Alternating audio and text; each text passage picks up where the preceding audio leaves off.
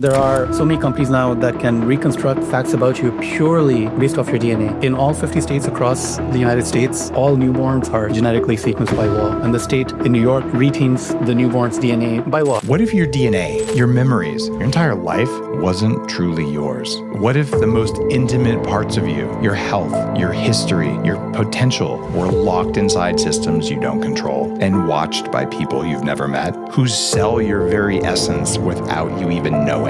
Today, you'll hear from two pioneers building a different future. Michael Tiffany brilliantly helped take down the biggest botnets in internet history. He's a legendary hacker who built tools to protect millions of people from digital attacks. Many of us feel at the mercy of the algorithm. Now he's building Fulcra, a private vault for all of the data your life creates, encrypted, yours, and always under your control. Vishakh is the founder of Monadic DNA. It's a new way to explore your genetic code so you can have better health and longer life without ever giving up your privacy or letting someone else copy your DNA. They're not just building apps, they're building a new kind of internet, one where your data works for you, where it's owned by you and no one can take it against your will. Powered by Nillion, a radical breakthrough in crypto that lets computers analyze private data without ever exposing it. Even if you don't use Nillion, you'll end up reinventing Nillion.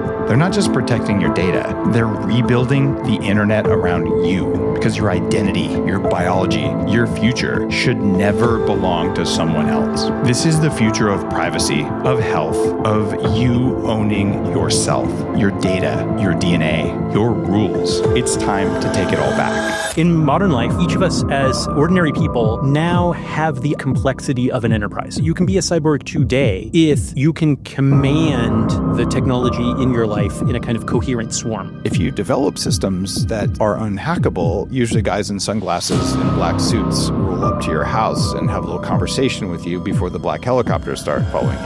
Am I lying about this? You couldn't do this a year ago. Technology just solved a fundamental problem. Nillion lets you take it all back. You're listening to The Human Upgrade with Dave Asprey. Today's episode is live in Austin, Texas, and it's going to be nerdy, but not just biohacker nerdy. We're talking actual hacker nerdy. And what does that mean? Well, we're going to talk about your genetics. We're going to talk about the future of data privacy and paint a world for you about where you might be able to have full control over all of this amazing data that's generated with or without your consent about your health, or just about your environment and the interaction with your health and how you get to own your data. And I say nerdy because we're going to talk about that owning of your data, which also means maybe getting value from your data. Like if some big evil pharmaceutical company, or maybe a big nice pharmaceutical company, there are some of those out there, they're just not the big ones. And also, would you like to train an AI to actually tell you what to do based on all sorts of data that you don't want to give to the AI? Well, there's a way to do that now. So if your mind is already going, what did he just say? That's cool. We're going to explain it to you. We've got Michael Tiffany, who's a cybersecurity guy, like I used to be, but he still is one. But he focused on AI personalization, and he's one of the top pioneers in botnet defense. What's a botnet defense? If you don't know what a botnet is, that's okay. Let's just say that guys like the three of us in the room at one point in our careers may have taken over your computer without your knowledge and used it to attack people we didn't like, or people that maybe, if depending on how bad you guys were, maybe got paid to attack people that someone else didn't like. This mindset, if I have a distributed swarm of millions of computers and I can make them do something, how different is that from cell biology? It's exactly the same algorithms. In fact, if you go back in time on the show, there's an interview with a Carnegie Mellon professor where we talk about mitochondrial voting and how it's the same as what we're doing in crypto. So there's all these cool analogs where in hermetic traditions, as above, so below, we're replicating what's going on inside our cells in our external communication network. And it's so cool because we're all hacking that stuff. Right now, you are, Michael, the co-founder and CEO of Fulcra.ai for quite a while now. And what the hell is a cybernetic operating system? I want to be a cyborg kind of, but tell me what you're working on. I want to be a cyborg too. And I think that we often think about the gating factor of becoming a cyborg as brain-computer interfaces. You've got to embed the technology literally in our bodies. But you can be a cyborg today if you can command the technology in your life in a kind of coherent swarm. So can I live in a truly augmented way using my ring and my watch? What's your ring? And I'm wearing an Aura ring. I'm rocking an Apple Watch. Aura? That's like driving a... Oh my God, you're gonna wearable shame me? Are you? It's like driving a Prius at this point. My God. So I might have been an early investor and advisor to Aura, but I also have an ultra-human ring. Nice. Ultra-human? Yeah. All right. So I haven't introduced you guys yet to Vishakh. Vishakh, high five on the ultra-human cred. We're hacker shaming you right now. Yeah, no, I feel it. Yeah. I also took over your phone when you weren't looking. The fact is I'm consciously incorporating a large number of not just wearables, but other forms of instrumentation in my life. And no joke, it is giving me extra sensory perception. Amen. The pursuit that I'm on is that I want the self-awareness of a monk while engaging with the world like a bon vivant. Surely the technology around me can raise my self-awareness without me having to learn how to count every heartbeat in every moment, right? This thing's doing that for me. You know, if you were a woman, I might have to marry you after this.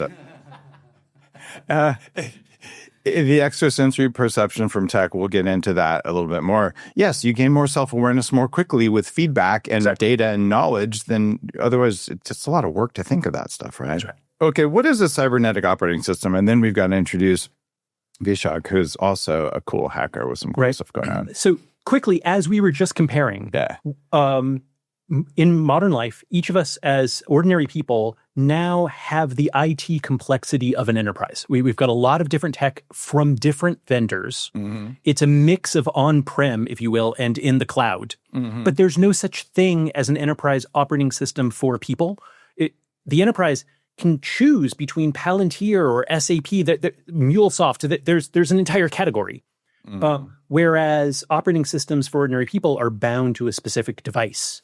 Like computing in the 80s. Right. So if we want all of this tech to work together, there needs to be some common data model and an orchestration layer that actually ties it all together. And that's the gap that we filled with Fulcra. Oh, man, this is the coolest stuff ever.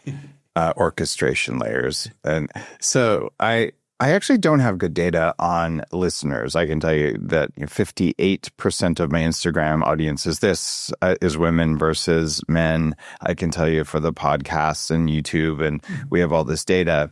I know that maybe 20% are practitioners of health stuff. And I know there's a huge number of tech entrepreneurs and engineers who are listening to the show. I just don't have good data on how many of them are because, we're an amorphous group of, the best, most attractive and smartest people on earth. If I do say so myself. Our second guest on the show today, that was Michael you were just hearing from, is Vishakh. Vishakh actually only has one name. I'm like Madonna and Cher. Wow. Real. Wow, you're famous. And Vishakh, you're founder of Monadic DNA. You're doing something that has been a dream of mine since the very first conference on big data. When the name of big data was invented, I gave a talk somewhere in New York saying, what would happen if you could protect your genetic data when it's in the cloud so others could pay you to use it? Like, how would that look like? And I think most people at the conference are like, this is really boring. Who cares about genetic data? We're looking at computer data. And here we are 20 years later, and you're talking about how do you protect your genetic data? Absolutely. Is there actually room for a company that does this? Is there demand for it? Yeah, I would say there's a lot of demand for it. there might not have been maybe a decade ago, but now the time is really nigh. One of the examples that I bring up with people, and it kind of surprises them, in all 50 states across the United States, and I'm a resident of New York State, all newborns are genetically sequenced by law. And the state in New York retains the newborn's DNA. By law? By law. Who wrote that law? Right. Unreasonable search and seizure and Fourth Amendment, anyone? Right. Jesus. There are religious exceptions, but it's an onerous process. And frankly, when your child is born, most parents, they just kind of go with the flow. Uh-huh. And so that data is retained for 26 years. And, there are some public health as well as R&D benefits. However, I don't have a citation for this, but based on the fact that when you ask them what security strategy or what defensive technologies you're using, they just basically say, trust me, bro. Right. And that's not good enough. You're saying the government says, trust me, bro? Yeah. Yeah. They use that practices. Works. So for anything. So because this is a Dave Asprey podcast, I don't need to tell you about how salient and how important genomic data is, right? Now imagine a treasure trove containing millions of people's genetic sequences. It's one of the biggest prizes for hackers, for malactors everywhere. So this is one of the drivers. My God. And, the cost of sequencing is going down at a Moore's law rate. So there are so many drivers because of cost of sequencing is going down and the state is mandating sequencing. You can imagine even in the most populous countries in the world, like India and China, they're going to put in the same mandates. And at a scale never conceived before, we're going to be collecting genomic data at unprecedented levels. So there are some benefits from this, but you can also see how this can go horribly wrong. So this is why I think it's very important for us to build this project. This is something that wasn't possible before with conventional technologies that we have. But because privacy-enhancing technologies, we use things like Nillion, which provide multi-party compute. We use fully homomorphic encryption. We can actually finally build this and hopefully to a very large market. I'm still processing the fact. I didn't realize that New York State did that. This is all very recent. So my colleague, he's got a 3-year-old. She didn't have to get sequenced, but he's also got a 9-month-old and he had to get sequenced. Wow. And my other colleague's child also, by law, had to be sequenced. I would like to put this out there. I've been an ordained minister for 30 years. And the Church of Biohacking. Fabulous. Which apparently just started existing 30 seconds ago. If you'd like to be a member, guys, you can sign up at hotdave.com. Just kidding. That is a URL. I own it. But that's not where you would sign up. And our church, we fundamentally believe the Schrodinger's ratio of your genetic data that's right. is sacred. And therefore, it's the holy penultimate, and it must be it must be treated with not just religious zeal, sacred data privacy. Yes, right. Oh, yeah. No, we're on a good train here. Yeah, but unironically, your genome does have sort of religious connotations, right? Spiritual connotations.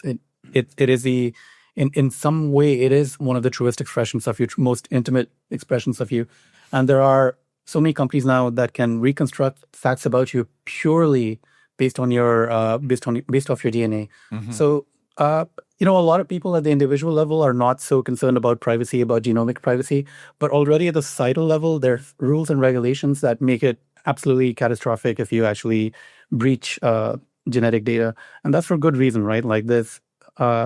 There have been congressional studies and hearings on, let's say, the sanctity of genetic data. And so this mass awareness, I think, is coming. And hopefully that's a strong wind in our sails. I mean, they did make a documentary on this called Gattaca. Right. So if you're listening to this and you want to see it, a great show, it's an older movie called Gattaca about a world where genetics control what you're allowed to do. And I will say during the first months of the pandemic, when my kids said, Dad, what do I do about this insanity in the world? We watched Gattaca, nice. Then Braveheart, then The Matrix. And then we watched V for Vendetta. Like, these are your change models for what you can do, kids. And if you guys know these movies, I mean, you guys clearly know. But for listeners, if you don't know those movies and the implications of those, well, like, there's different models of changing your government. And one of them, hackers, we just do it the best. Am I right, guys? Absolutely, 100%. We're a high agency, high people. But I also want to make a positive case besides the sort of doom mongering. We are using our genetic data for a lot of good. So recently you had a guest, Dr. Cohen, and she made a really strong positive case for using it for biohacking, for optimizing your health and just outcomes over the course of your life. But all of that should be done in an open manner. So once you get sequenced, you can use your data with multiple services. You're not closed off, as is the case with the first generation genomics products. And it should be completely secure, right? So using this magical encryption technology, we're able to operate on your data in an encrypted form. We never have to decrypt your data. You never have to surrender your data. And finally, to what you were saying, you should be paid for your data, right? Like, it's your data. Get paid for it. This is some of the most important, most salient data about you. So it should, anytime you share it, you should receive a cut of the proceeds. The thing that's most magical here that has me as a technologist crazy excited, and if you're listening to this, you're into crypto or just into technology, it's Nillion. It seems almost impossible. When I first heard about it, I said, this can't be. The idea that I could have my fully encrypted data, I could give it to another party while it's encrypted, they could run compute things on it, and then never be able to see the data. Because in all of my training from computer science, okay, you have scrambled data or encrypted, you give it to someone, they have a special key, they unlock it, they unencrypt it. That means they have your data and they could steal it. With Nillion, which is the backbone for what you guys are both doing, what it means is they can't unlock it, but they can still perform compute on it, what? Well, so I'm advising Nillion now because I am still a nerd and to do some things like that, not because it's necessarily crypto. The blockchain in crypto is critically important because it lets you have distributed, call it storage and record keeping around. So your stuff is on many, many, many different computers. Problem is, how do we have computing happen on many, many, many? You can't do it without giving up your data. And Nillion seems like the missing piece. And now we have storage and compute. So I'm like incredibly excited about this because finally that vision from 20 years ago going, how do I let someone use my data but not see my data? It was a paradox and it's been broken. How did you guys find out about this and realize you could build companies on it? Because it's cutting edge tech.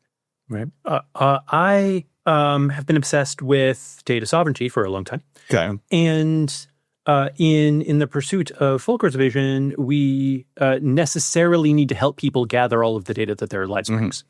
And that gathering process is non-trivially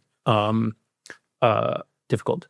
So we just spent our engineering focus there.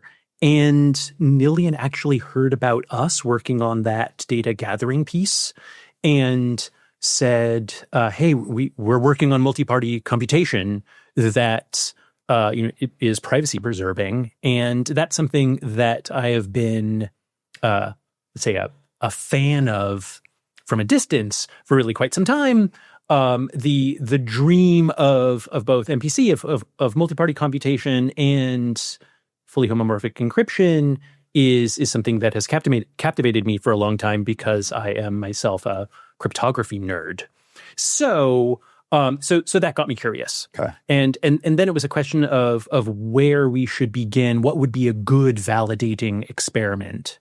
And what we came up with together was helping people who are tracking their sleep to contribute data about their sleep into a large data pool so we can run literally the largest study of how the world sleeps that anyone has ever orchestrated. So to make that happen, we have to make it easy for people to get that data and get control over it themselves. So break it out of the silos of their wearables or their smart beds. We want to do this for people who have a wide variety of different trackers. So this is not just about focusing on one vendor. And then we're using the Nillion compute fabric to do the aggregated analysis. So the big idea here is if we make it safe to contribute your data into this larger aggregated pool, there's so much we can learn about the world that the answers are there. They're just embedded in all these tiny devices. Yes. And we can't do proper data science on them until we solve this kind of a classically a middleware problem. So we step into that breach. I think learning about the patterns of the world's sleeping habits is really just the beginning. There's a lot of things I'm curious about that I think we can finally tackle with this breakthrough. The conditions of being human, there's so many things that aren't in the manual because we're not born with a manual anyway. And one of my dreams for biohacking has been exactly that. The first heart rate from the wrist, which was a while ago, I was a co-founder and CTO of the company, going, we just need to get this so then we can track for millions of people what are the peak stress times of the day? Right. And then for you, what are your peak stress times? And let's correlate it with your calendar. Mm-hmm. Yeah. And let's notice maybe Sagittarius really does matter. I have no idea, right? Maybe those astrologers were correct. And maybe the full moon affects you more if you have, an odd number of hairs on your head. I have no idea, right? But we're going to find out all of those things. Problem is, I don't want to tell anyone all that shit because I know my stupid insurance company or even my more stupider government's probably going to take the info and use it against me, right? Well, with the very recent breakthroughs, including private compute, which is Nillion, and very easy to handle data storage things for encryption, now it's possible to contribute to a project and not give up my privacy. And if a new drug was developed based on my genetics, Vishakh, to what you're working on, I could say I want my cut of the new drug, right? Without ever having to tell someone, here's my genetic code. So you could copy it, put it into someone else's sperm and have a baby that looks like me, which you could do, right? Absolutely. So this is kind of a whole new world. I'm seeing a lot of goodness coming out of this. We're all hackers. How would you misuse private compute? I guess in theory, anything could be misused, but I'm actually kind of struggling right now to think of a way that we can do it. But about a year ago, I was really jaded. I've been building in the blockchain space for the last about a decade. And previously, I worked in finance. And I used to work at Bear Stearns on the credit derivatives trading for economy rule. So that was a very seminal experience for me. And with blockchain technology, I saw the possibility of a better world where, one of the things that blew up the economy was there was a lot of opacity as to who owned what and what instruments contained what sludge inside them. So I saw a lot of promise building really hard, we built a lot of stuff for some of the world's biggest banks. But ultimately, the vision wasn't really panning out. There were just fundamental limitations in blockchain technology that didn't let us really open up new frontiers. This is transaction processing volume kind of stuff?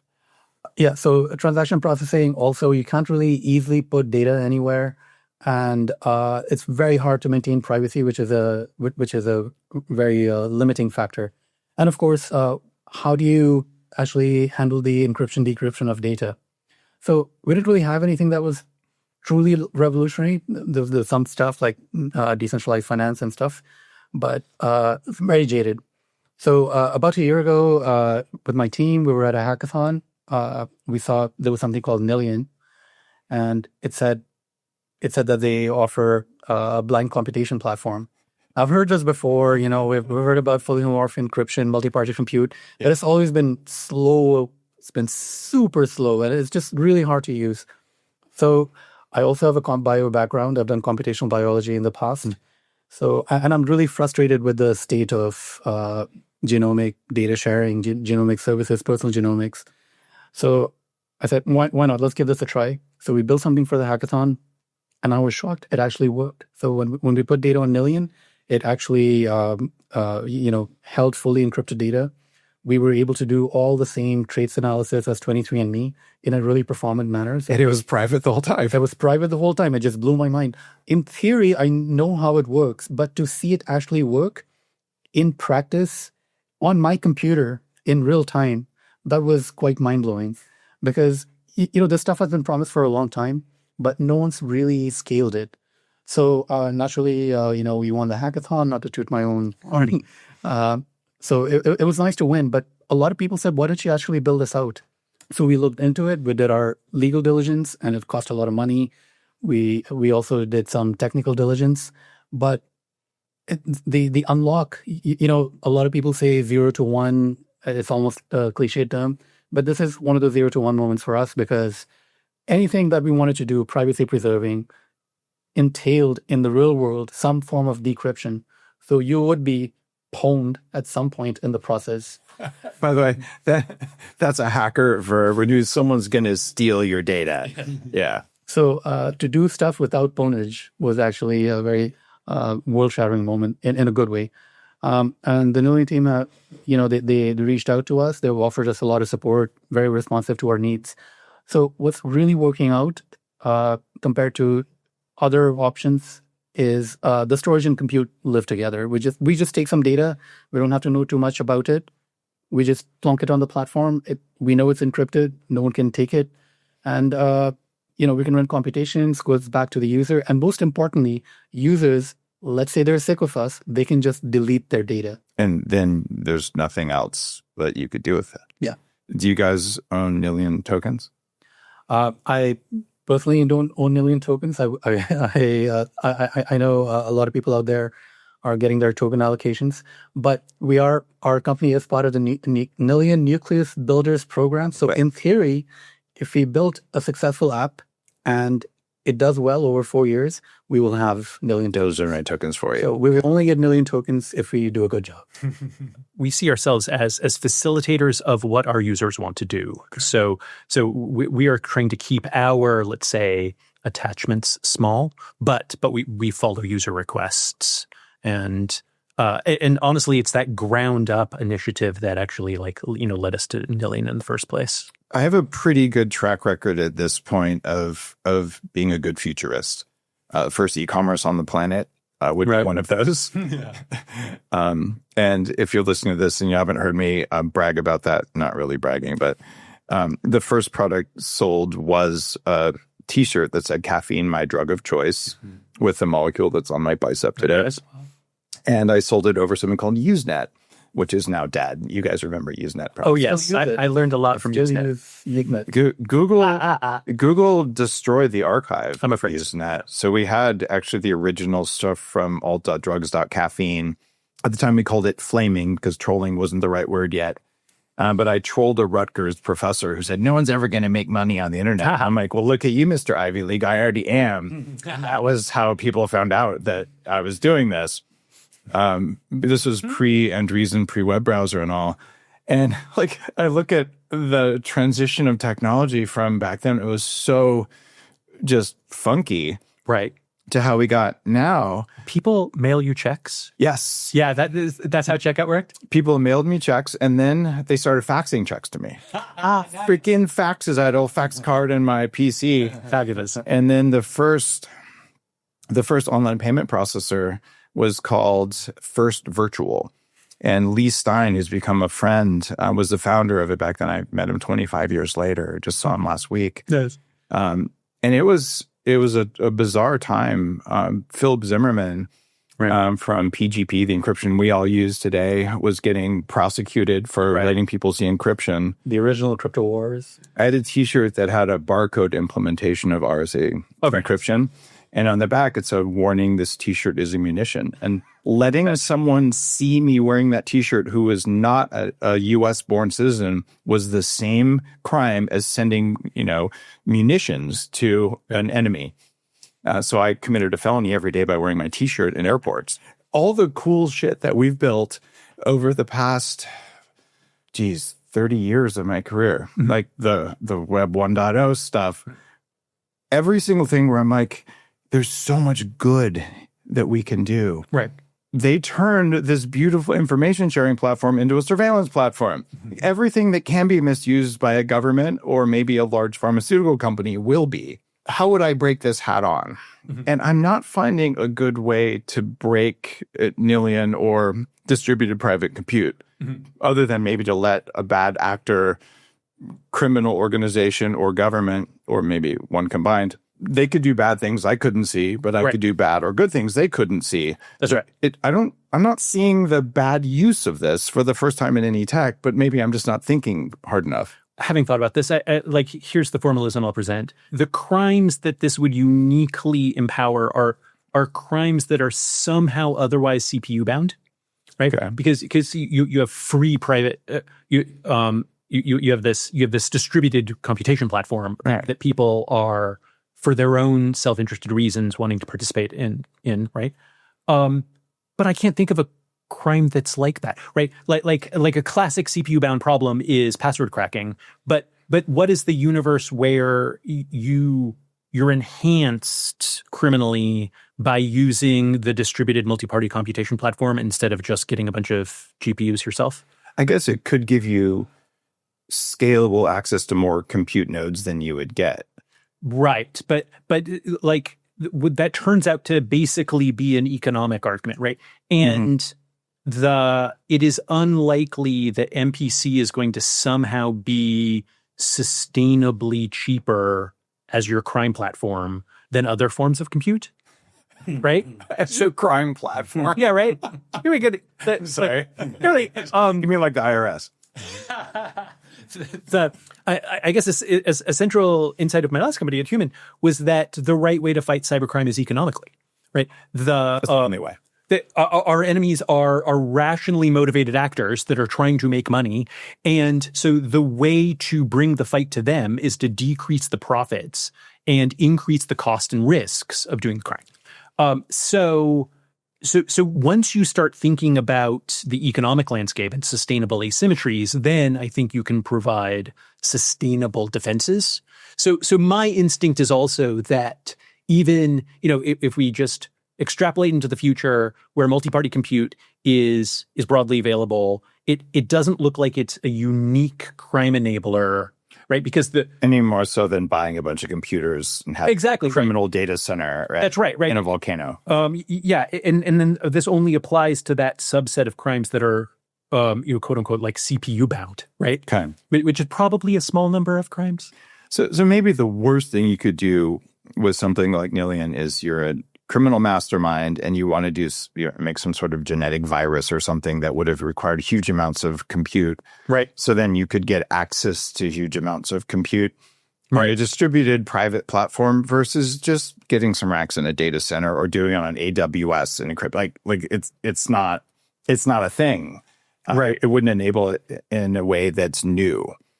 Right. Thinking of life imitating cyberpunk fiction, there is some Diamond Age sort of future where there's some kind of crazy multi-party computation that might be biocomputation that leads to a surprising result at the very, very end. Okay, so now we're getting to Neil Stephenson's work. But it's still cheaper to do it with regular compute.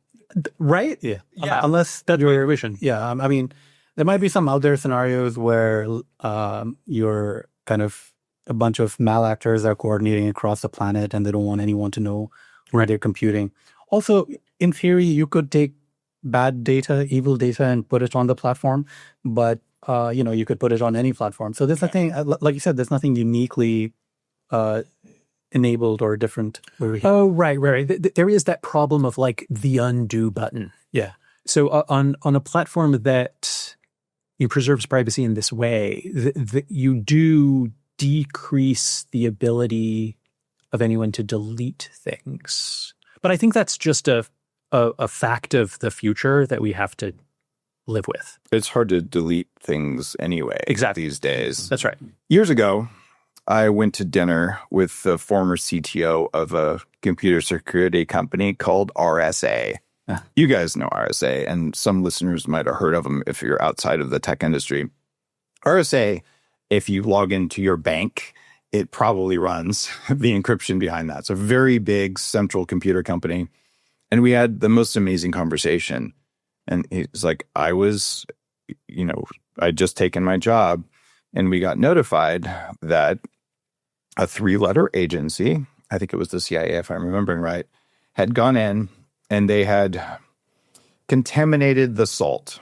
And what does that mean? This is not about iodine, guys. So when you're doing encryption, you need a random number to salt the encryption where it all starts. So the government had gone in and made the random number non-random so that they could decrypt anything encrypted with RSA in a way that broke the whole system. So it gave the U.S. government an advantage because then they could spy on their own citizens or on other people, which, well, let's hope their goal was to spy on other people, although their behavior has been otherwise since then.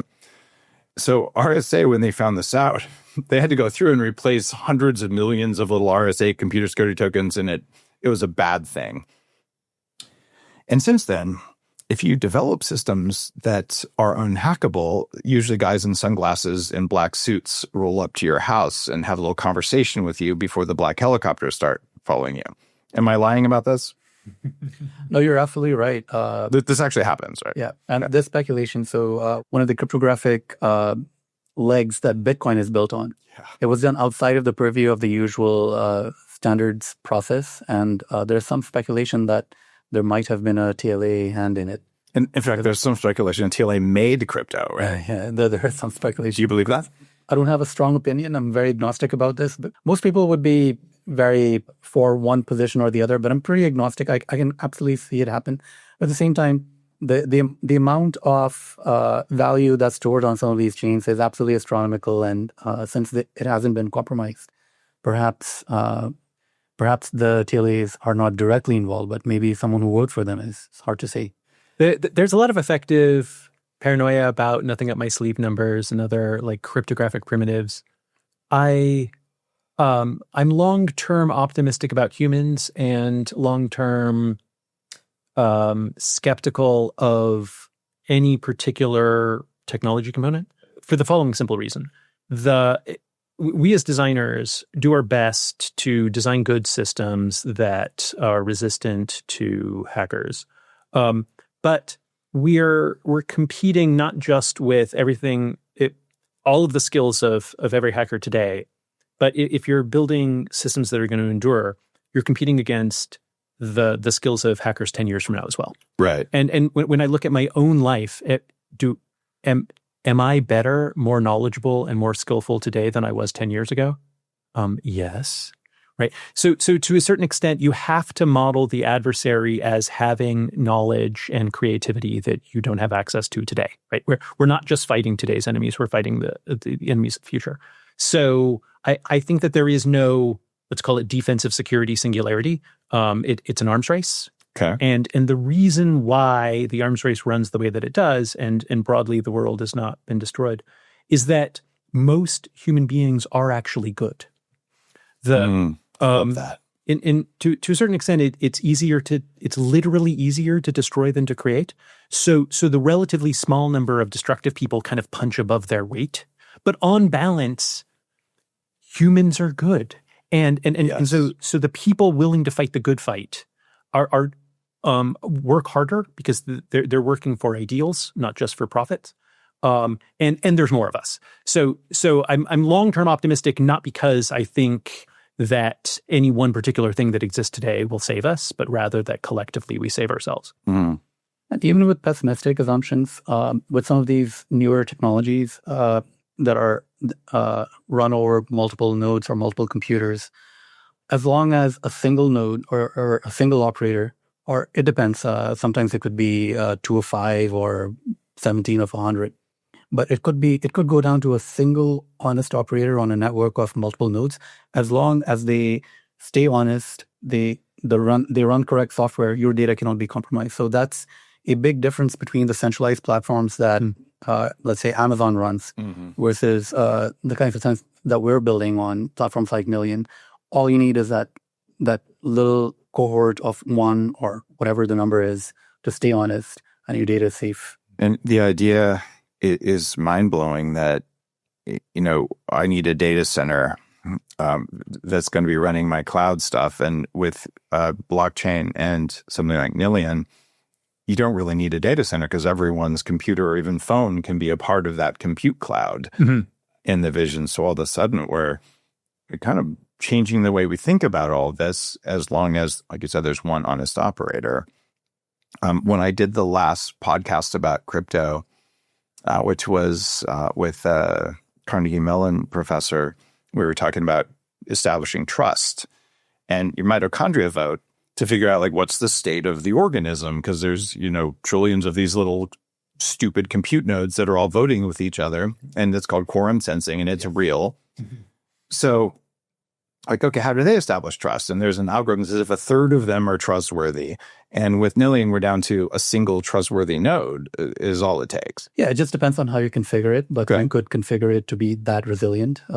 Everything comes with trade-offs, but you're exactly right. Quorums, I've actually worked a little bit on quorum sensing, and it's remarkable how much overlap there is between the two algorithms. And in a colony of bacteria or even an ant colony, you could think about a certain proportion turning bad to just kind of co-opt the colony or gain an advantage. And like you pointed out, even in nature, we see as long as, and we see this everywhere, not just in nature, in theology, philosophy, all across the spectrum, as long as a certain number of actors remain honest, the integrity of the collective is maintained.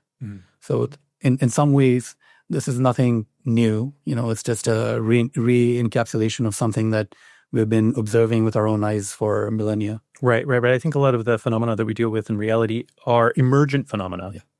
Yeah. So in one view, those patterns and those fundamentals are ancient, but the math of understanding emergent phenomena is still relatively recent. But most of the founders of the Santa Fe Institute are still like working, right? Like we haven't even gone through one generation of the development of this mathematics. It's still super fresh.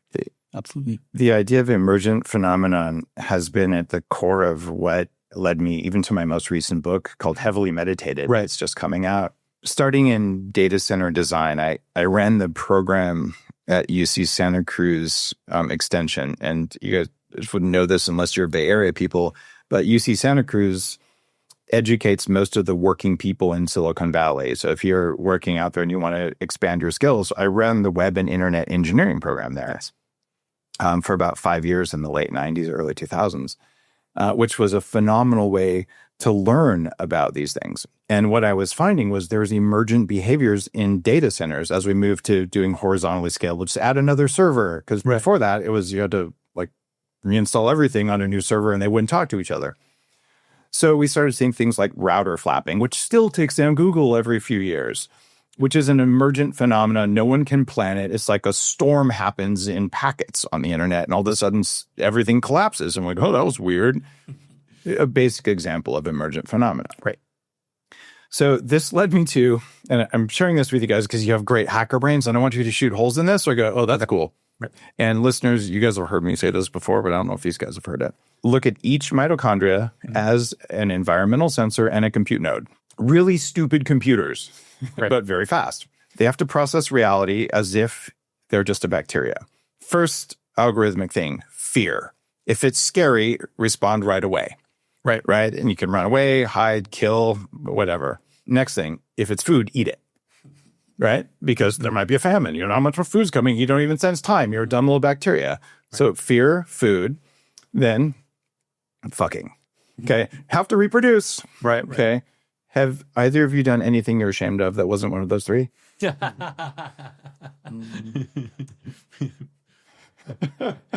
I might be guilty of philosophy crimes. Yeah, I might have insecurely stored my encryption keys. That's a good one. Oh, damn, you're the first person. Oh, stupid hackers. I would argue that was probably about food. So fear, food, fucking. Okay, the next thing, and this is to your point that people are good, it's friend.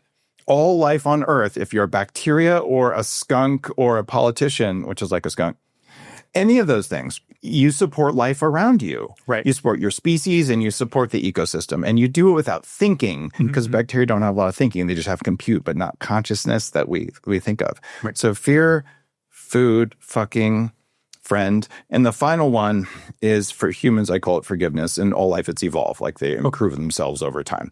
And energy flows in the top of the system. And if you get stuck in fear because there's a threat, you're not going to worry about eating because everything's about tacos when there's something trying to eat you. Right. Okay. And if you have enough nutrients and you're not scared, well, okay, those are nice legs. Right. Right.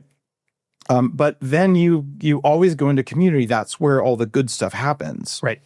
Right. And if you take this behavior pattern and you multiply it times trillions of ancient bacteria embedded throughout most of the cells in your body, you get emergent behavior that looks a lot like ego. And it also looks like service to others. Yeah, I think that forgiveness, it exists at this very, very low level. It's more evolution, to be honest. For humans, forgiveness is going back and editing out stupid fears so that your threat detection network gets lowered so energy can flow further down the system. But also consider that gets group selection, right? So the organisms that optimize towards forgiveness, therefore optimize towards community outcomes. There you go. So that explains altruism. An obscure American philosopher, Charles Sanders Peirce, actually wrote about this in the 1800s, this idea that evolution produces love, which I thought was just awesome. Yes. I believe it does. And I have these great philosophical discussions when I give talks, like what's the opposite of fear? And some people will say it's love. I believe it's peace. Because when you have a sense of peace, you have no fear. Right. And that means, okay, no energy is going to flow into fear. So then now I go into food and then, I have nourishment because I got enough, minerals and I got enough calories and all that. Okay, I got no energy flowing there. So then it comes down to reproduction. And if you have a connection with your partner that is maybe more than about, porn and lust, like, that became a sense of nourishment as well. And then all the energy flows into service to others and it flows into evolving yourself. And so from an emergent behavior perspective, I'm like, how do I increase the net number of electrons into my system? That's mitochondrial improvement. And then how do I drop any kind of alert that's inappropriate from my fear system? Right. And you guys know what excessive alerts on your phones do. And because we're all hackers, we know what excessive logging in the data center does. It fills up your storage and gives you no data. That's right. So turn off all the alerts. And then, oh my gosh, turn off all the food alerts. And then turn off all the loneliness alerts. And what's left is blissful silence and peace. Right. And my community. Right. And like, this is the model. And that's why I think humans are generally good. But how do we explain sociopaths and narcissists? And how do we use all this distributed compute to hunt them down and put them in wood chippers? All right, I'll take this on. Your bottom-up model, I think, is also really compatible with some cutting-edge neuroscience with the idea of the mind is a predictive processor, and the Bayesian brain hypothesis. And one of the almost consequences of the Bayesian brain hypothesis and this idea that our minds are mostly doing prediction is that you're mostly living in your head. One thing that's not happening is that you're processing all of your sensory input and your brain is this supercomputer that can deal with all of it and then respond. Instead, what's happening is mostly you're modeling reality. You're getting these ground up inputs, but your brain, in order to basically conserve energy, is just building a model and then checking in on the body. Like, is my model right? Is my model right? Is my model right? And meditation can kind of break that process and get you more directly in touch with your body. I think if you'll grant me, then this model explains sociopathy as just bad model building. Like it's clearly the case that you train the brain in this possibly Bayesian way. And then its training affects your perception, right? So like consider the asshole hypothesis, which is if everyone in your day is an asshole, maybe you're the asshole, right? But the trying to transfer yourself into asshole mind, like it's not just about actively being an asshole, it's actually perceiving the world as full of assholes, right? So it's like you've altered the structure of your brain perceptually, and that is what creates the sociopathic behaviors. There's also a lot of parallels with distributed and decentralized computing. Yeah. So what you said about the mitochondria, right? It reflects very well what's happening in decentralized and distributed domains. Mm-hmm. By the way, just a quick aside, if anyone out there is an ultra nerd, there's a book called Go to Lescherbach. Yes, I have it. Talks about a lot of this stuff, but that's only for ultra nerds. But yeah, we've seen in recent years that if you have mitochondrial damage, that leads to a lot of health dysfunctions, but also it also leads to like emotional dysregulation, right? And like autism and Asperger's, which I used to have, yeah, and we see that there's also we sort of have a brain of sorts in our gut. So this diffusion of let's say control through our bodies, it must have influenced the design of decentralized systems, because once again, what you have is you have this network which could be spread all across the world, right? It's kind of reflecting the incentive, the observations of nodes in so many different countries. Mm-hmm. And at the end of the day, on an emergent level, you want something that's functional, that's something that's honest, but you also have to account for just as in the human body. Certain cancers are just out of control cell growth, or from damaged mitochondria, you can have very dysfunctional outcomes in life, both emotionally and medically. In these distributed systems, there's a lot of thought put into what if certain nodes go corrupt, or what if nodes go offline, or what if nodes start colluding? How do you still build a system that has integrity and still does its job in a performant way, in an honest way? Mm-hmm. And we've seen that with a little bit of math, we can go really far. Mm-hmm. But also, contrary-wise, if a certain number of underlying nodes go bad, then the whole network goes down. Correct. And I think going back to what you were saying about psychopathy, about maladaptive behaviors of all kinds, if just the fundamental constitution of your body is compromised or corrupt in some way, then it does lead at the human level to really bad outcomes. Perhaps someone who's bad is not intrinsically bad; they just have sort of corrupted architecture. I believe that so much. Mo Gaudat was on the show recently. We talked about this as well. Do you guys know Mo or his work? Yes. He was the former head of Google's advanced R&D division and wrote a really cool book on AI called Scary Smart. He also runs the 1 Billion Happy Initiative, just an incredibly enlightened human who's becoming a friend. Saw him this last weekend. What we're all seeing here is that when you have the system that will automatically allocate available energy to fear, and the data, I've always said fear gets 10 times more energy or attention than it probably really needs. The latest data, Stephen Kotler was sharing this with me, it may actually be 9 times more. And people who meditate, it only gets 6 times more. And so you can turn down the energy that goes into fear. But this is going to happen before you can think. And because we all understand latency in this room, there's a 350 millisecond latency between when your body gets a signal and when your brain gets the first electrical input from that signal. Right. And it's about a quarter second if you're 18 years old or a race car driver. So there's a bit of a very, or if you meditate a lot, you can have a lower latency on reality. But during that time, this is when your mitochondria do the stuff that Jeff Hawkins, the creator of Palm Pilot, who is probably the father of this predictive consciousness model we talked about. Anyhow, all that's going on in there. Okay, so if you have a very small amount of energy because your mitochondria are fucked like mine were, like as I was growing up, okay, if you have any fear in there, it's going to soak up all the electricity. And what's left is, I'm so hungry, right? And then because you're probably malnourished because your mitochondria are broken, all of your other energy is going to go into, can I just find some sugar? Can I just get some energy, right? And if there's anything left over, you're like, I would love to get laid. And you're dead. And you probably don't have energy for that half the time.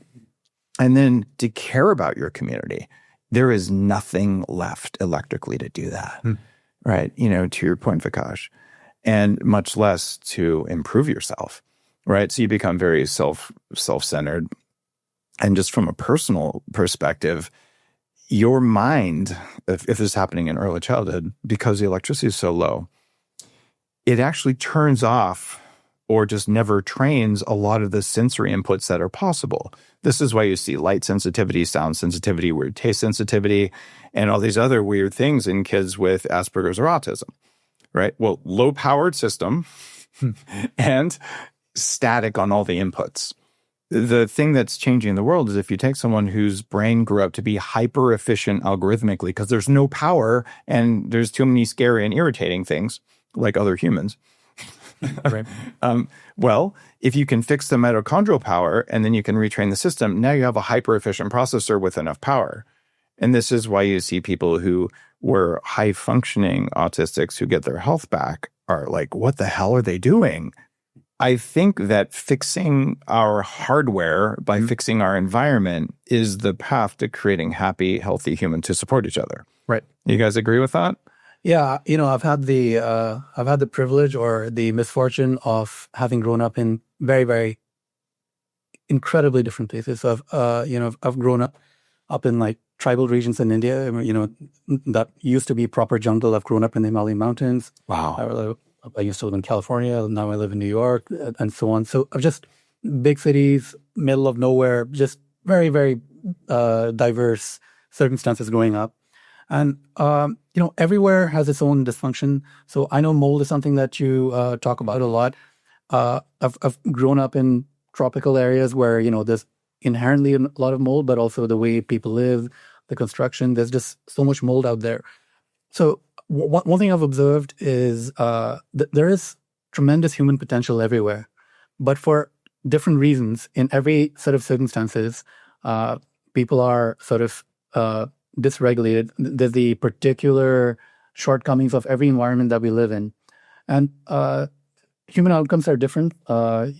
People in New York, for example, are doing a lot better than some of the other places I've lived in. Just the environment and the legacy that it has on your body, it can be such a powerful force through your whole lifespan. And, we're all, many of us here, many people that listen to you, they're trying to figure out their bodies. They're trying to kind of undo some of the damage from the past. The legacies of our environment, they leave such an imprint. And any way we can, if we're able to kind of undo that damage, it just makes us more functional, better, arguably even more ethical human beings, more intelligent for sure. Yeah, your model suggests that individual empowerment results in more community benefit, right? Mm-hmm. And that is my experience as well. The through line of my life is as a hacker in cyberpunk. And I feel like our whole community has been working on broadly two different things. I did a lot of cybercrime fighting. And what that was about was taking out super predators. Mm-hmm. It was making the expected value of being a predator less and less. Yeah. Other friends of mine, especially those working in cryptography and internet privacy, are pushing on the other end of the seesaw, which is about making people literally more powerful. So I'm trying to take the would-be predator's power down. You can also lift people up. When you lift people up, they become harder to compromise, right? Powerful people are literally unruly, as in hard to rule. And you might think that leads to chaos, but it doesn't, right? And as we saw starting right in medieval times, it turns out that free people become more community-minded. They generate more innovation. They create more wealth. How can that be the case? I think you put your finger on it, which is that altruism and community-mindedness is deeply programmed into us, but it needs a certain activation energy. So that's why the back half of my life is about empowering people individually, because I think that will bring the world to a better place. That makes me so happy. And part of the reason it's called biohacking and not something else, that was a carefully chosen term, is because hackers are about gaining control of systems, including their own. So a good hacker runs their own computer well. And you do that first, because if not, another hacker will take over your stuff, because we like to do that. And the idea here is by helping people gain control over their system, first with a hardware component. Vishakh, do your thing. Like, let's get my tissues working right. Let's get my brain working right. That leads to having a person who's impossible to program. Right. And that means impossible to trigger. And it's funny because my very latest book, Heavily Meditated, was like, here's the technology to go in and turn off any trigger you have. It's just incredibly hard to do that if you're running at half power. Yeah, that's right. Yeah. And I love referring to meditation as technology.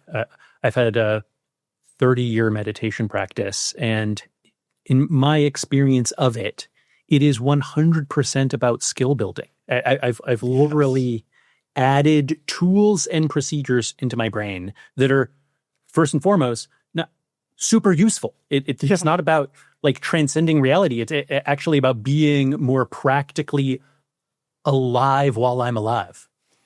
It's sort of, oh, you can do a handstand. That's cool. You can do splits. That's cool. But can you do it in your mind? Right. What kind of meditation do you do? Oh, I started in what I think of now as very severe concentrative practices, so just classic Theravada kind of Vipassana. Only in recent years, I was really skeptical of Vajrayana. I was really skeptical of some of the, let's call it, later innovations. I was very much interested.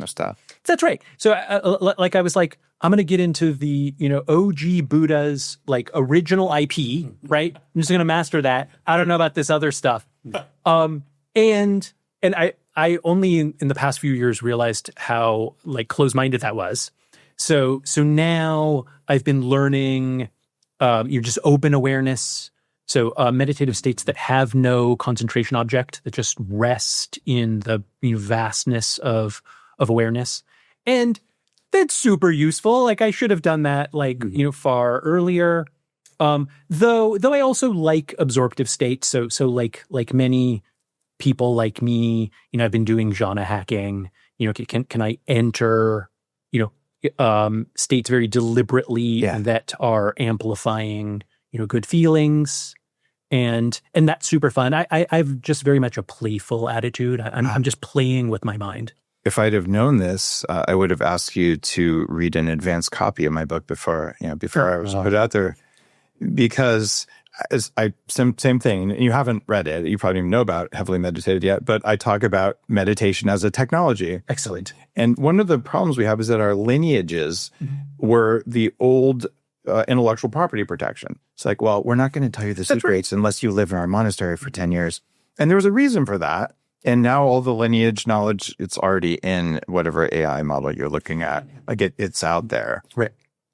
Which means these are all capabilities humans have had. They're just poorly documented. Right. Right. And they're things that hackers have used for a long time. Merlin or whoever the heck it was, or, any of the old Vedic guys, if you want to go to India, who could do, magical things using stuff that's not documented. These are, we would call them back doors. Yes, well, in human consciousness, right? Just supposed to be a little bit of a wet blanket. As a hacker, as a also kind of biohacker, one of the things I used to do was I used to mess with my computer a lot when I was a kid. Yeah. And inevitably I would break it. And then I would I'd reduce myself to tears, and then I'd have to slowly figure it out and put it back together, and it would boot up again.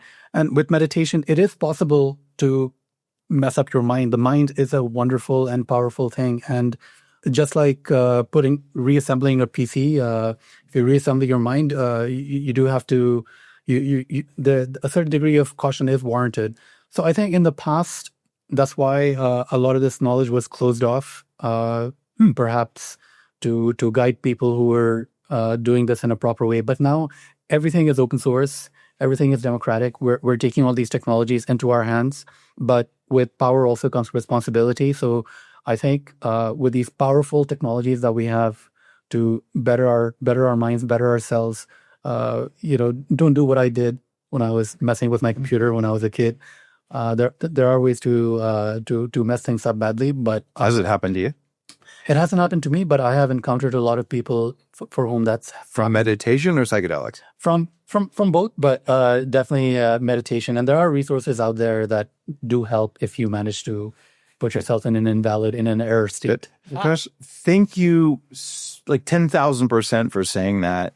If you look at the Buddhist stuff that Michael, you and I both have, they warn you, if you get on the fast path, you might get in line, but you might go crazy. It's in the literature. So meditation is relatively safe, and most of the common forms are safe. And for certain people, it's probably not safe. And some of the advanced forms, when I went to a monastery for my first 10-day thing this is in Nepal, I'm like, why is the back half of the library locked?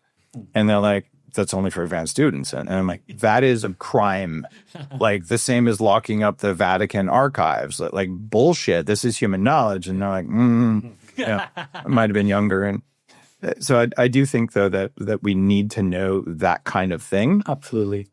One of the books I've read, and I won't say the name here because I don't want to harm people, it came shrink wrapped, and it said warning. Like a shrink wrap warning on software says, if you open this, you're green.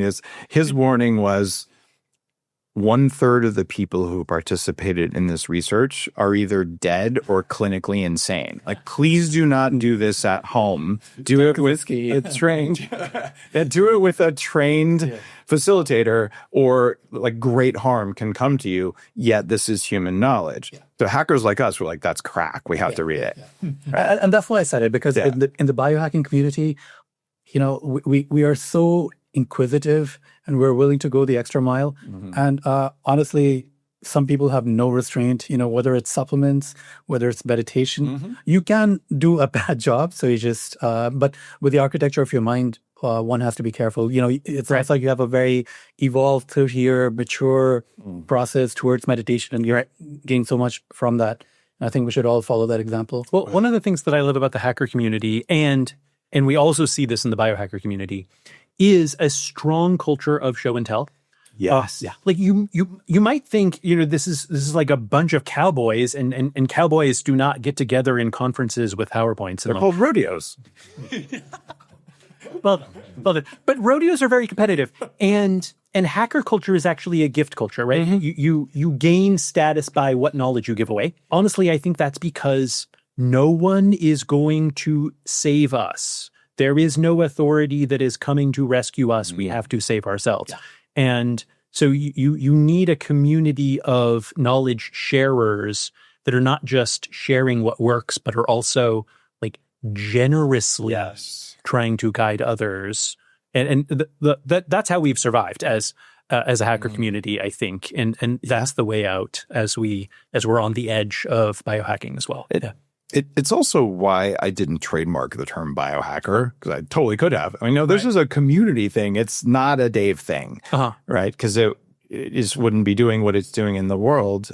And it's that sharing culture, or the gift culture, as you put it. Maybe that was my Burning Man experience. So there's more to be said about this.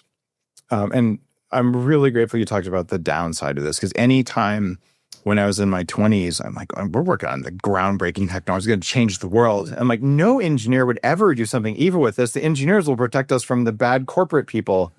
I was naive. So like, there's always an engineer willing to code something evil. Right.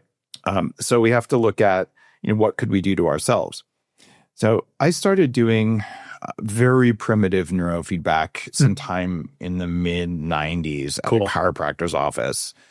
I was like, I think I'm noticing a difference. It was kind of a faster way to gain awareness of the internal states I never learned as a baby because I was too busy reading instead of crawling and weird shit like that. Like, okay, I'm getting something. So I bought an EEG machine. Cool. And I started hacking my brain. And I'm like, maybe doing brain surgery on yourself is a bad idea. Because who's going to help you if you cut a nerve to your hand? Right. So I've been fortunate to have many teachers, and both on the tech guru side and on the esoteric side. On the tech side, one of the biggest things that helped me early on was using data coming off my body in real time to know the state of my autonomic nervous system. So am I in fight or flight? And I'm like, son of a bitch, I'm riding around in this meat suit and hundreds of times a day it's going into fight or flight without my knowledge or permission. And I didn't even know it was doing that. Like, what a horrible design. So I used a sensor clipped to my ear to first learn the feeling of shifting from one state to another. That was not documented. We should have a fucking console that we can see that's like, you're in red or green. Yes. So that was with a company called HeartMath. I ended up being an advisor to them years ago. And they still make stuff for that today. If you wake up in the morning and you look at your Oura Ring or your Ultra Human or any of these other things, your readiness score is how much time at night were you in one state or another. Right. But it was a trainable state for me. And then I kept doing neurofeedback. I said, I'm going to have to work with experts instead of doing it myself, even though I can be an expert. It's like if you change the mirror you're looking at, you're not going to know that you're not seeing an accurate representation of yourself. It's kind of scary because meditation does that without the tech. And I ended up, that's why 40 years of Zen exists, which is my neuroscience thing, where I'm proper neuroscientists and many, many years of data. But what I found is more than 1,000 high-performing people, including a lot of hackers and entrepreneurs and tech nerds and all that, if people go through a structured forgiveness process to turn down that fear word, well, what are the results 6 months later after the brain's had a chance to fully integrate the new network settings? Right.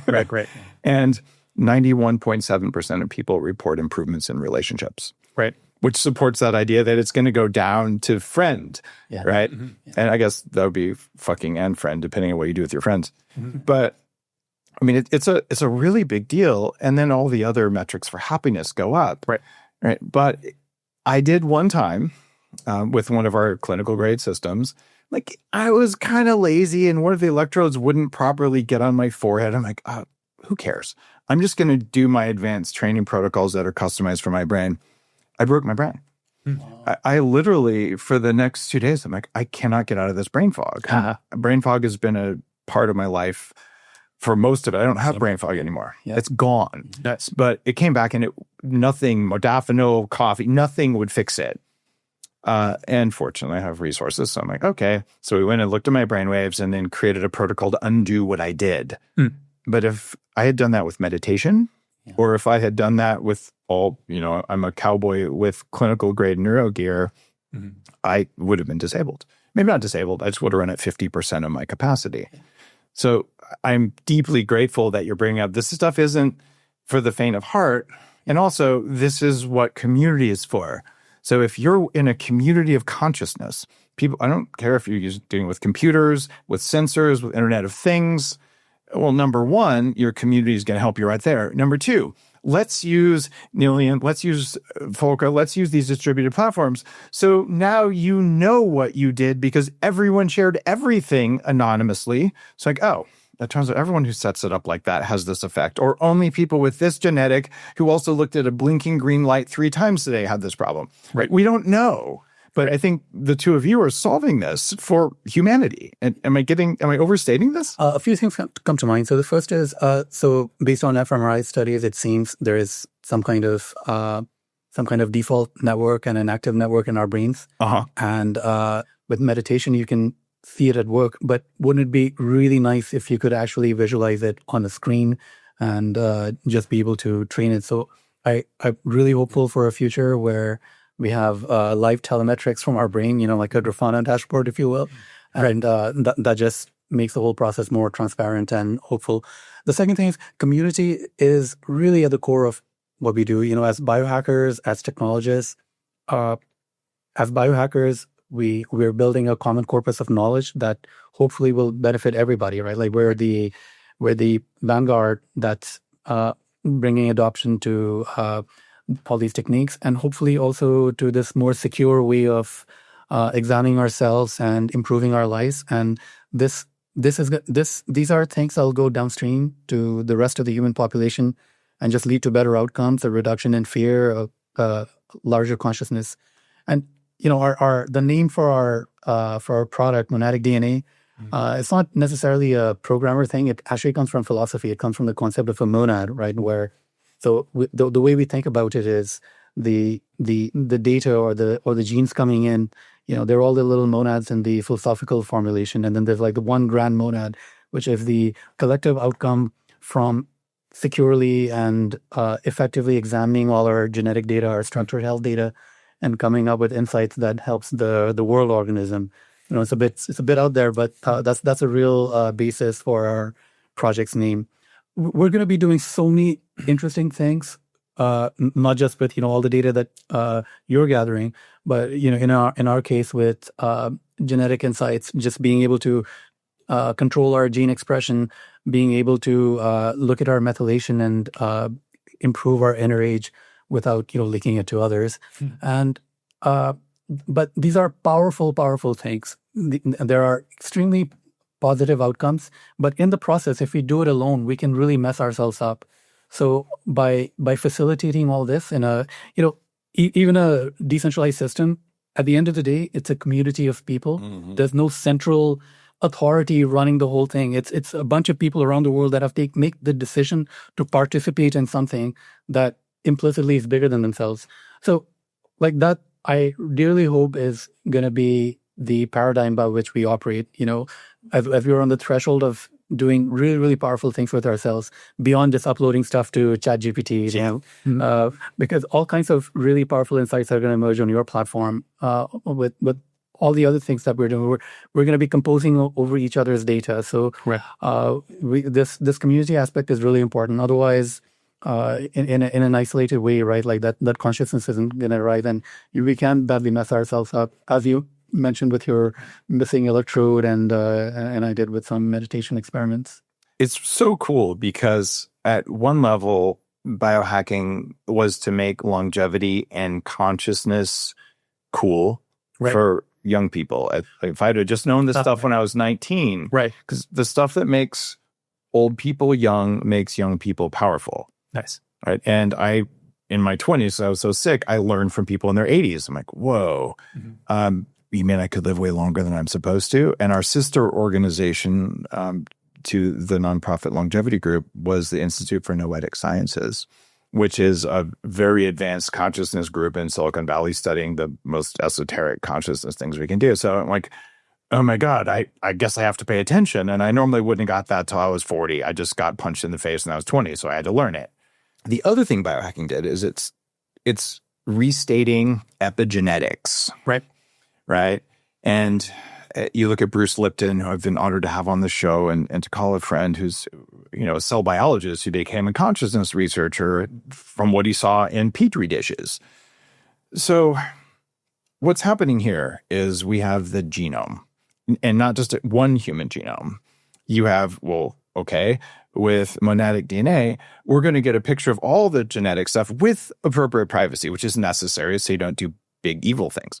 So once we have that, now we know for each person and for society at large, what are the genes that can be turned on or off? Because it doesn't matter if you don't have it or it's always on, you should know that. And what controls that? The exposome, which is a set of everything you're exposed to over the course of your life.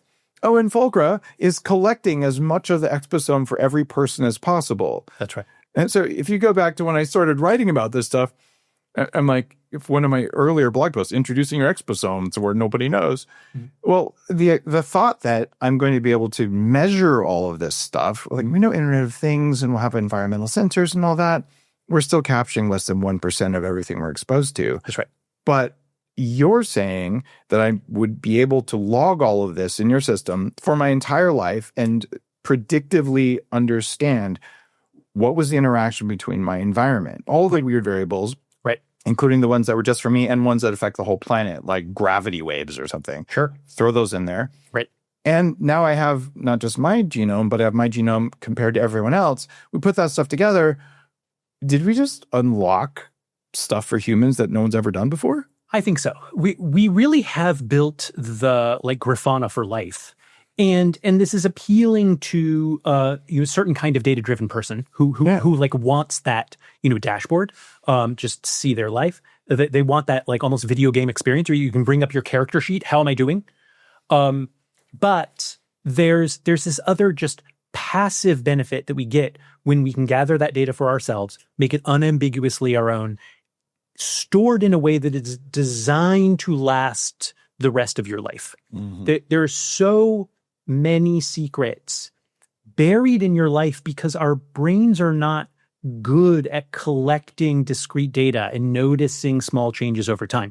Computers are great at that. If you harness the computers in your life to capture that longitudinal data, then you can discover incredible things about yourself. But then when we add the ability to share, you see, you don't really own something if you can't play with it, if you can't share it. Yes. So when you own your own data, then you can make an informed decision like, I'm actually going to contribute some of this data for longitudinal studies against entire population groups. That is the curiosity that I'm pursuing right now. How does the world sleep? How are GLP-1 agonists affecting behaviors beyond just weight loss? How has COVID affected people long term? If you can reach back and pick up some of these tiny little bits of detail, right, which are buried in your step count, it's buried in a bunch of trivialities, but they can be de-siloed and then aggregated. Then we can find the hidden patterns that show causal relationships that are today just mysteries. And I'm really excited about that. Like, there's a tremendous amount of value to unlock there that just comes from picking up all of these threads. Wow. That's the vision, man. I think we're very aligned on that. Yeah, and Dave, I don't know if you agree, but perhaps one of the good things that happened to me was I got a really bum deal with my health, with the brain fog and other issues, long-term chronic health issues. So on the one hand, we were kind of left to dry by the conventional medical system, the healthcare system, educational system, and so on. But on the other hand, we were forced to kind of figure out what was wrong with us and address it and make a better life for ourselves. And in the process, because we just happen to have sort of bent towards technology, towards hacking, that kind of thing, we've been fortunate to be able to create breadcrumbs along the way that other people can use. Right. And when all this is compounded, when so many people in a bottom-up way are able to, even without a lot of technological facilitation, just kind of experiment on themselves, make little tweaks, and create wisdom for everyone else, it's a really powerful thing. But when you bring in the ability to gather data, to facilitate this bottom-up movement, where the suffering or the pain of thousands, or it could be a rare disease community. Yeah. It could just be people suffering from ME/CFS or whatever. It doesn't matter. But all that is put to good, productive use. And I'm really especially optimistic about composing all this data. You're going to be collecting data sort of for the exam itself. We're collecting data that is very sort of catered towards structured medical data, genomics. But just imagine enabling people with this kind of ability. So that gives me a lot of hope, and it really adds a very positive aftertaste to like all the suffering that I had to go in my life. My co-founder Diana calls herself a biohacker of necessity. Oh, me too, dude. I'd be disabled right now. Oh, right. Yeah, exactly. She didn't set out to do that. She just had weird symptoms and had to figure it out. Right? UX designer, heal thyself. How do you answer questions like, when did those symptoms begin? Right. Like you need to instrument yourself in special ways if you're going to solve a special problem. But one of the most profound things, and there's been a lot of them that happened since starting the biohacking movement. So I was at, I think, a book signing that I did for one of the books, maybe 8 or so years ago.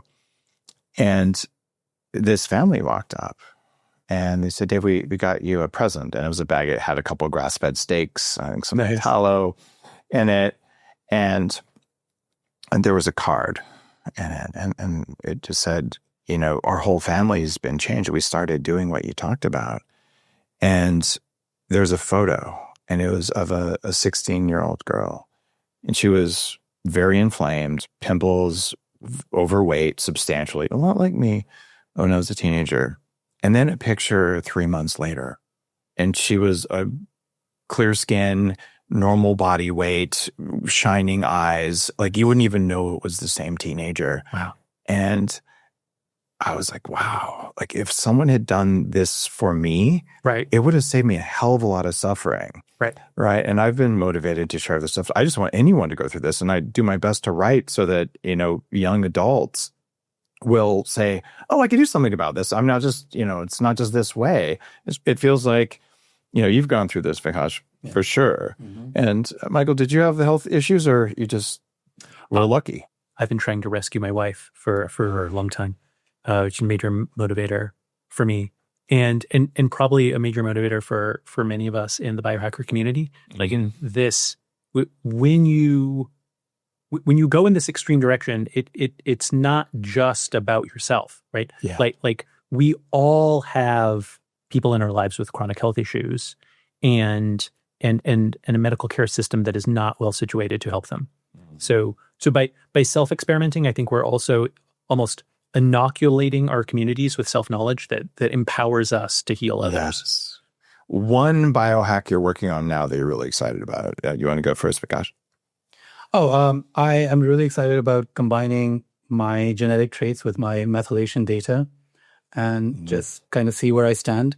I have gotten true age or inner age metrics from multiple services, but I really want to see at the genetic level what the real deal is, both the genes and the expression, and just kind of go from there. Like that's key data that will help me drive decisions now. Now that I'm 41, I'm now really actively looking forward to using it rather than losing it. So methylation, got it. And there's about 20 other variants like sulfation and all of those. You're getting into all that stuff. Yeah. And because you're on the genetic side, I think people overestimate the importance of methylation, which is critically important. I have methylation issues and I manage it very carefully. But if you just focus on that and you don't look at all the other common things, and you know all that, so you're super into that stuff. My little hack was calling you Vishakh instead of Vishakh to see if I could trigger your autonomic nervous system, and you never even blinked and just used what's the deal? I'm like trying to piss you off out the no, my apologies. I just realized, I'm doing that backwards because I've worked with way more Vikashs than Vishaks. So my apologies. But no one mispronounces my name more than other Indians. So if you were Indian, then maybe I would get a little bit offended. But since you're not, you're actually, people do absolutely incredible things with my name within India because they feel that right to just kind of mangle my name. So this is actually pretty good. And Vikash Jarasu was a really good soccer player that I really was a big fan. So I don't mind. All right, good deal. Yeah. All right. I'm going to go to a weird direction. I'm really proud of this, and I would love people to try replicating this. We spoke about the default mode network. Yes. And I've been instrumenting my default mode network. This is one of my weirdest self-experiments, which is to set up stochastic polling, right? So I randomly sample myself how do you with Fulcra software, of course. So I'm randomly sampling myself with a very simple question, which is, who or what were you just thinking about? Meta awareness. Okay. That's right. To catch myself in those times of default mode network activation, right? Which is when you're not doing anything in particular. You're doing the dishes or what have you, right? Who do your thoughts turn to? Right. Yes. That's your default mode network. It is. Right. So there is a way to instrument it. The way to do that is asking. And the way to do the asking, and this is really important, is with random sampling. Because you can't remember to document your ruminations, right? That's not going to work. Why not? Because that requires a different part of your brain. There's tremendous intelligence that can happen from sampling on giant data streams. Since you repeat yourself, if you merely do random sampling, so you don't want to bother yourself too much. Just do this a little bit, but over the course of a month, and you'll literally see the patterns of who you're thinking about or what you're thinking about, but especially the who. So I've been instrumenting the people in my mind. It's my current favorite little biohack. What a great answer. So sometime, this is back when I was working at the first data center company there, I read a book, I don't remember its name, and it talked about something like, I think they called it brain spotting, but brain spotting is a technique now for trauma resolution, more like EMDR. And it's a technique from advanced meditation, which is just passively noticing your thoughts when you're not thinking about anything. Very similar. And I would just do this, and people are like, what are you doing? I'm like, I'm just thinking about my thinking. And we used to believe back then that you were either an active mode network or a default mode network, and that it was binary. Right. But since then, we've learned, studying Oxford, that it's actually a slider switch. So there's always some default and always some active, which means it follows you can develop a continuous monitoring process of your default mode network. And I think I've done that. It's not continuous all the time, but it's most of the time. And I believe intuition sits there. And the default mode network is picking up signals from the mitochondrial networks. Right. So what that means is you become more intuitive the more you develop that. And that first few months when I would just make a really conscious, curious practice, like, what's going on in there? Right. I'm like, there are all sorts of weird shit. Right. And then over time, I managed to clean out most of the weird shit because that was all trauma. And I did that with the reset process, which I'm giving away in the book. Right. So where I ended up finally was, if I think about a person, not consciously think about them, but if my brain is thinking about it without my consciousness, I probably should text them or call them, especially if it comes up multiple times. Yeah. And my closest friends in the world, they will, if something's going on with me, they'll just suddenly start thinking about me, and then they'll call me. And this is how humans are connected. That's right. I bet you've densified your insula. Your little insular cortices are probably literally more neuronally dense as a result of distractions. Yeah, right. You should. I do think that periodic scans of yourself should go into your data collection kind of process. So I'm on the board of Amen Clinics. I mean, we're talking about a SPECT scan. I know I can get it electrically from 40 years of Zen, but what kind of a scan would you think about? Oh, yeah. Great question.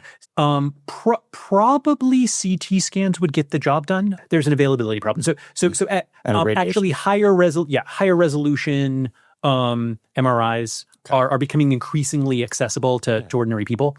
And so that's probably where you want to go. Okay. Yeah. Maybe Pre-Nouveau could do it. Right? Yeah. Okay. Super cool. Well, guys, let's share some info. So we talked about Nillion, and this is a crypto thing. Do you guys remember the symbol for it, Nillion? NIL. NIL. I think I should remember that as an advisor. So if you're interested in the underlying platform for distributed compute that's private, I think this is as important as distributed ledger. Like, it's a big deal. So look at NIL. And then we've got, I'll see your URL for Fulcra. Yeah, so visit us at Fulcra.ai, Fulcra.ai. Okay. All right, and from Monadic DNA? Monadicdna.com. And we're also on the socials, so you can find what we're up to. Okay, and I'll put all this in the show notes and all. And guys, thank you for a profoundly awesome hacker consciousness fun interview. Yes, thanks for having us. Yeah, thanks, Dave. It was great to talk both hacker and biohacker. See you next time on the Human Upgrade Podcast.